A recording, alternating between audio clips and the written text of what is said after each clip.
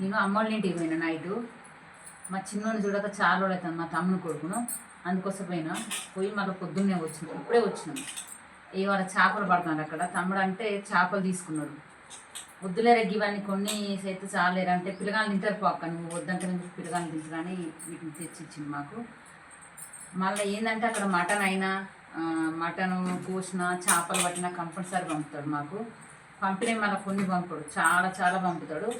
టిప్పి 2 ముక్కలు పంపింది. అసలు వీటిని ఎట్లా ఉండాలో నాకు తెలియట్లేదు. నాకు చాలా ఇట్లా ఎక్కువ పంపితే నాకు వండటానికి రాదు, కొంచెం కొంచెం అయితే వండుతాం కానీ చాలా వండు రాదు నాకు.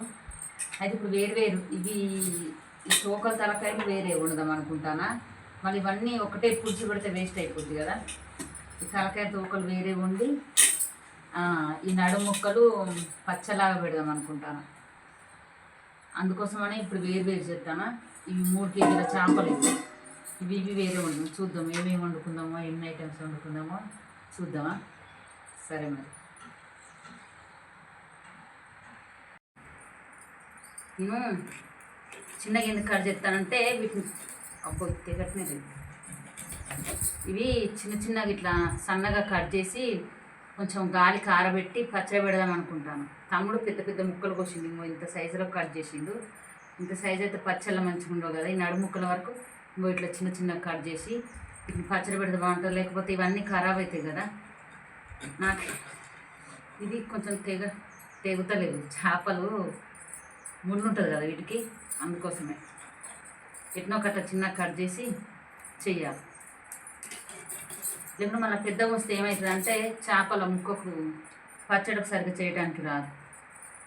అందుకోసమని ఇవన్నీ కట్ చేస్తాను చిన్నగా. ఇప్పుడు ఇల్లున్నాయని చిన్నగా కట్ చేసి నడువుల వరకు వేరే ఉండదాము.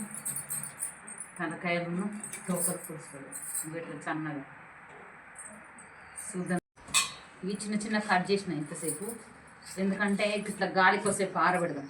ఆరబెట్టిన తర్వాతకి పచ్చడి చేద్దాం. పచ్చడి కొంచెం ఆరిన తర్వాతకి చేయాలంట.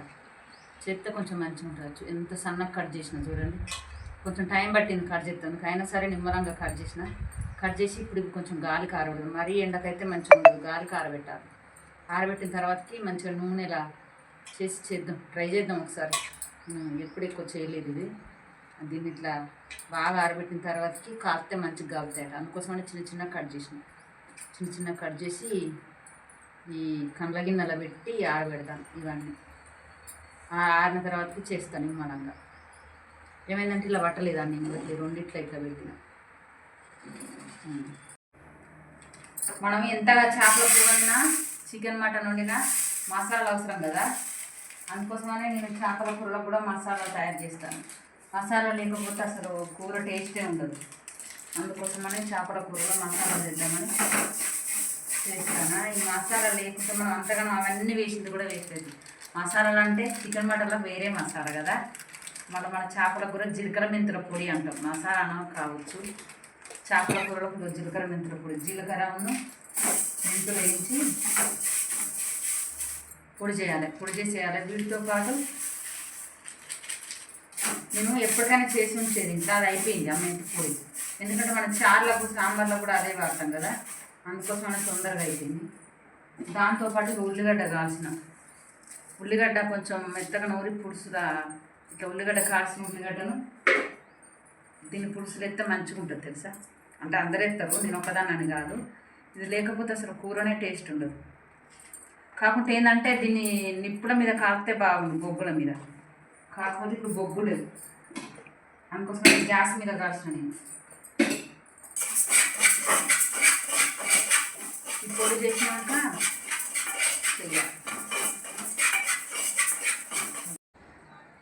నేను చేపల కూర ఉంటే అన్నీ కలిపిన తర్వాతకి పులుసు పెడతా. అంటే ఒక్కొక్కరు లాగా అనుకుంటారు, ఎవరి ఇష్టం వాళ్ళు. నాకు తెలిసినంత వంట మాత్రం ఇట్లనే. కొంతమంది చేపల పులుసు చాలా అంటే చాలా బాగుంటుంది. అంటే ఎవరు పెట్టింది వాళ్ళకి నచ్చుతుంది. నేను కూడా బాగానే పెడతాను చేపల పులుసు, కానీ మా పెద్దమ్మ ఇంకా మంచిగా పెడుతుంది. అసలు పెద్దమ్మ పెట్టిన చేపల పులుసు ఉంటుంది కదా, మస్తు ఉంటుంది అసలు. నాకు చేయరాక కొన్ని ఇట్లా చేస్తా. అన్నీ ఇట్లనే కలుపుతా.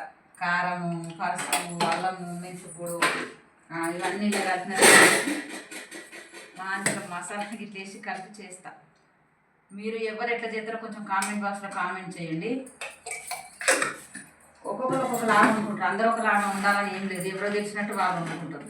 నేనైతే ఎప్పుడు వండినా ఇట్లనే వండుతా. ఇది ఒక కాళ్ళు తలకాయ వరకు, కాళ్ళు తోక తలకాయ తోక వరకే పులుసు పెడతానని చెప్పిన కదమ్మా. మధ్యలో భాగం మొత్తము ఫ్రై చేస్తానని కట్ చేసి 5 నిమిషాలు, ఒక 10 నిమిషాలు ఉంచుతా. ఇట్లనని ఉంచిన తర్వాతకి అప్పుడే వేస్తా. ఎత్తి ఇప్పుడు మనం కట్టిన కలిపిన మసాలాలు అన్నీ మంచిగా పడతాయి కదా దీనికి. పట్టిన తర్వాతకి ఎత్తి ఇక ముక్క మంచిగా ఉంటుంది. మీరు కూడా ఇట్నే చేస్తారు. కామెంట్ బాక్స్లో కామెంట్ చేయండి ఒకసారి.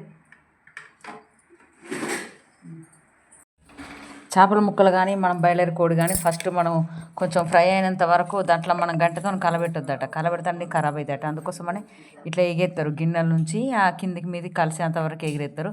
ఎగిరేసిన తర్వాత ఇంతసేపు నేను కలుపుండి పోపు చేసి కొంచెం అటు ఇటు అయినాయి కదా. అయినాక కొంచెం మంచిగానే ఫ్రై అయినాయి. అయినాక మళ్ళీ వాటిల్లో కొన్ని పులుసు పెడతానని చెప్పిన కదా. ఈ పులుసుకు ఇవి కొన్ని కొంచెం ఫ్రై అయిన తర్వాత కొంచెం పులుసు పీసుకు పోసిన, అంటే మరీ చాలా పోసినా కూడా మళ్ళీ మంచిగా ఉండదు. అందుకోసమే ముక్కడలు తగ్గట్టు పోసిన కారం, ఉప్పు, పసుపు, చింతపండు రసం అన్నీ పోసిన తర్వాతకి లాస్ట్కి మెంతి పొడి వేయాలి కదా. మనకు చేపల కూరలో చాలా ఇంపార్టెంట్ అంటే మెంతి పొడినే. ఇక అది వేసిన తర్వాతకి మళ్ళీ మనకు ఉప్పు కారం ఉందో ఎట్లా తెలవాలంటే మనం కలబెట్టినప్పుడల్లా ఆడవాళ్ళం ఏం చేస్తాం, గ్యాస్ కాడ ఉండి కూర వండినప్పుడు కలబెట్టినప్పుడల్లా దాన్ని నాకు చూస్తారు టేస్ట్ ఎట్లుంది, ఉప్పు ఉందా, కారం ఉందా లేదా అని. నేను మాత్రం వాటిని చూస్తా. అయిపోయింది ఇక లాస్ట్ అటు పులుసు మసులుతుంది. అయిపోయిన తర్వాతకి మళ్ళీ ఇప్పుడు సాయంత్రం అయింది. ఎందుకంటే నేను పొద్దున కొన్ని ముక్కలను వాటిని చిన్న చిన్న కట్ చేసి కొంచెం ఆరబెట్టిన పచ్చడి పెట్టడం కోసమని.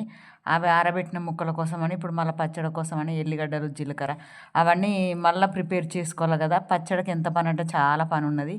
అసలు మన ఆవకాయ పచ్చడి పెట్టిన దానికంటే ఎక్కువ పని అయింది ఈరోజు మాత్రం నాకు.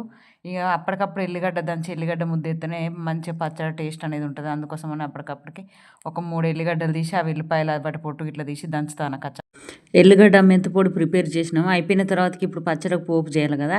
ఆ కాల్చిన ముక్కలన్నీ నూనెలో మంచిగా గోల్డెన్ కలర్ వచ్చేంత వరకు చేపల ముక్కలు కాల్చిన. ఎందుకంటే అవి కొంచెం పచ్చి ఉన్నా కూడా మళ్ళీ పచ్చడి, ఇది ఎండాకాలం కదా, కొంచెం ఎక్కువ రోజులు ఉంటే ఖరాబ్ అవుతుంది. అందుకోసమని బాగా నూనెలో మన అప్పలు కనుక కాల్చిన ముక్కలు పక్కకు పెట్టి మళ్ళీ ఒక కళాయిలో మంచిగా నూనె వేసి అన్నీ ఎల్లిగడ్డ, జీలకర్ర అప్పటికప్పుడు వేసుకోవాలి కదా. ఈరోజు మాత్రం ఈ చేపల పచ్చడి పెట్టుడేమో కానీ నాకు ఆవకాయ పచ్చడి పెట్టినంత పని అయింది. పొద్దుటి నుంచి మా అమ్మలు ఇంటికి పోయి వచ్చిన కాంచి ఇదే పని సరిపోతుంది నాకు. ఇక ఇంట్లో వేరే పని ముట్టుకోలేదు నేను. ఈ పని మనం చేసేదేదో కొంచెం లేట్ అయినా పర్లేదు కానీ లేట్ అయినా కూడా నిమ్మలంగా నీట్గా చేసుకోవాలి కదా. మనం లేట్ అవుతుందని ఆదరా చేసి అటు ఇటు ఎక్కడిదక్కడ చేసి అంత కూరలు టేస్ట్ లేకుండా పచ్చళ్ళు అంతగానో చేసి టేస్ట్ లేకుండా చేస్తే బాగుండదు. ఇప్పుడు పోపు కూడా రెడీ అవుతుంది. ఈ పోపు పక్కకు పెట్టుకోవాలంటే చల్లారినాక తర్వాత కారం వేసుకోవాలంటే పోపు చేసి అట్నే ఉంచిన గ్యాస్ బంద్ చేసి ఆ తర్వాతకి ఇంతలకి మనం కారం, ఎల్లిగడ్డ అవి ప్రిపేర్ చేసుకోవాలి. మళ్ళీ ఉప్పు గిట్లా అన్నీ కలుపుకోవాలి. కలుపుకున్న తర్వాతకి దాన్ని నూనెలో నూనెలు చల్లారినాక వాటికి అన్నిటికి బట్టి చేయాలంట.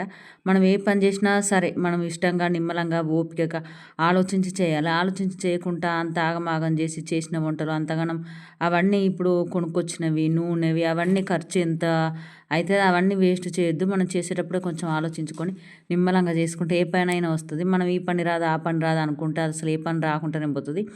మనం ఏంటంటే ఇప్పుడు అన్ని ఫోన్లోనే యూట్యూబ్ కొట్టినామంటే మనం ఏ వంట చేయాలన్నా, ఏ పచ్చళ్ళు పెట్టాలన్నా, మనకి ఏవి కావాలన్నా వస్తూనే ఉన్నాయి. మనకి ఎవరో నేర్పని అవసరం లేదు, మనం ఎక్కడనో నేర్చుకోవాల్సిన అవసరం లేదు. కాకపోతే ఏంటంటే మనం చేసే పని మనం ఇష్టంగా మనకు ఓపికగా చేస్తే ఏదైనా సరే కరెక్ట్గా సెట్ అవుతుంది. అయిపోయిందండి. ఇంకా నేను కారం మసాలాలు అవి కలిపిన తర్వాతకి పోపు చేసిన నూనె కూడా అలా చేసిన.